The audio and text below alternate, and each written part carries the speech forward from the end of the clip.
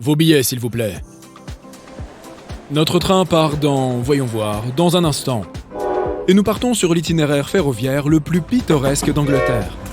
Il s'agit d'une voie ferrée de 116 km entre Settle et Carlisle, avec 380 ponts numérotés. Alors, compte-les bien. La ligne suit les méandres naturels des collines de la Pennine. Tu as les images d'Harry Potter en tête, n'est-ce pas? À la fin du 19e siècle, lorsque la ligne a été conçue, plusieurs compagnies indépendantes possédaient des chemins de fer. La concurrence était rude. La ligne Midland, reliant les côtes Est et Ouest, a passé un accord avec une autre ligne pour qu'elle prenne en charge les passagers du Midland sur ce trajet.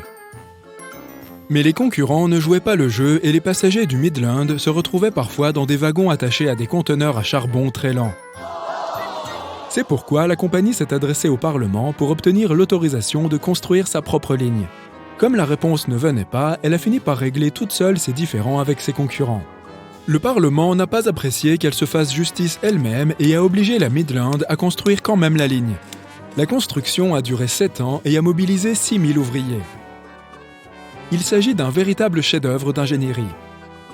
Certaines constructions sur la ligne se sont usées avec le temps, et il a été envisagé de la fermer complètement aux passagers. Mais le public a défendu cet itinéraire pittoresque très apprécié, et on peut encore aujourd'hui admirer la beauté du paysage, des viaducs et des tunnels. La voie ferrée la plus dangereuse du Japon et probablement du monde entier longe les contreforts du mont Aso, le plus grand volcan actif du pays. On ne sait jamais quand va avoir lieu la prochaine éruption. C'est pourquoi l'achat d'un billet de train peut être assorti d'une prime pour être aux premières loges d'un spectacle naturel spectaculaire. Tu pourras voir des rivières de lave et le sommet du volcan en ébullition depuis le confort de ton siège. Et si tu as la chance de ne pas voir ce spectacle, une partie de l'itinéraire passe par un haut pont en fer, étroit et sans garde-fou. Il suffit d'un faux mouvement pour que le train se retrouve dans l'abîme. Mais la vue est imprenable. Le chemin de fer du Nez du Diable, situé dans la cordillère des Andes en Équateur, monte à 2750 mètres d'altitude et a été l'un des plus difficiles à concevoir et à construire. Il ne fait que 11 km de long, mais il te procurera les mêmes sensations que des montagnes russes. Il y a une montée abrupte et une chute vertigineuse, alors accroche-toi bien à ton siège. Le seul moyen pour les trains de passer dans un tel paysage est d'utiliser des aiguillages.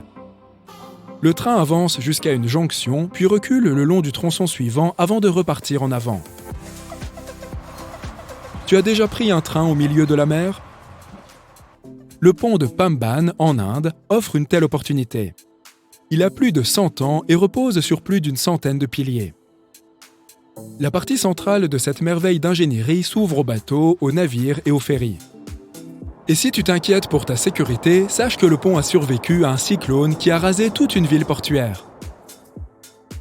L'Indonésie est célèbre pour ses rizières d'un vert émeraude, et tu pourras en voir autant que tu veux si tu prends le train Argo Jeddah Railroad de Jakarta, la capitale, à Bandung.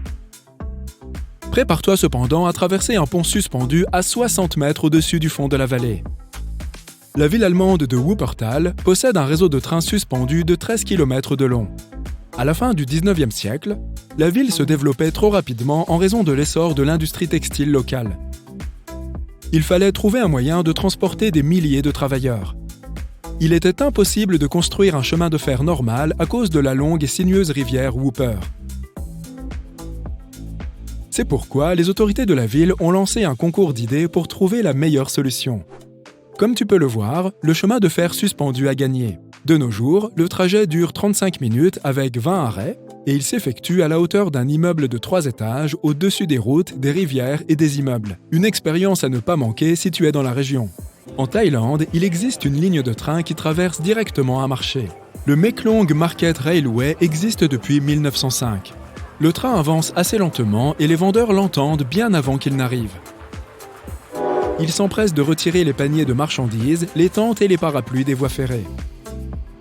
Le train passe 8 fois par jour, si près des étals qu'on peut les toucher. Une fois qu'il est passé, le marché reprend son cours. Peux-tu imaginer un train de près de 2 km de long? C'est la longueur du plus long train du monde. La locomotive a transporté 25 wagons électriques reliés entre eux à travers les Alpes suisses pour célébrer l'anniversaire des chemins de fer du pays. Ce voyage mémorable a nécessité beaucoup de préparation. Les ingénieurs ont effectué des essais pendant des mois. Ils ont dû tester les systèmes de communication et de sécurité et s'assurer que tous les conducteurs de train seraient en mesure de s'informer mutuellement de la vitesse et de l'inclinaison pendant la traversée des montagnes.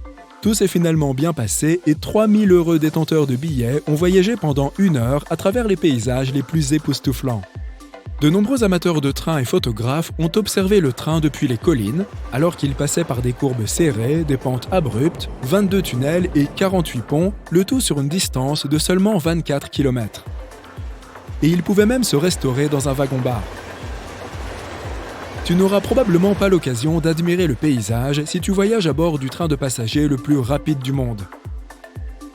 Le train chinois Shanghai Maglev. Atteignant une vitesse de pointe de 430 km/h, il relie l'aéroport international de Pudong à la gare de Longyang Road.